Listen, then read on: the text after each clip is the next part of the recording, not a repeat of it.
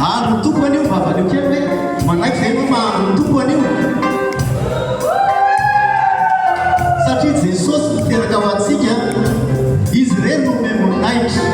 izy no ankala zay satria izy no Andriamanitra ny lanitra ny lanitra andro ny tompo anio raha manaiky zany ianao dia tena kely ny ao akaikinao hoe andro ny tompo anio ao a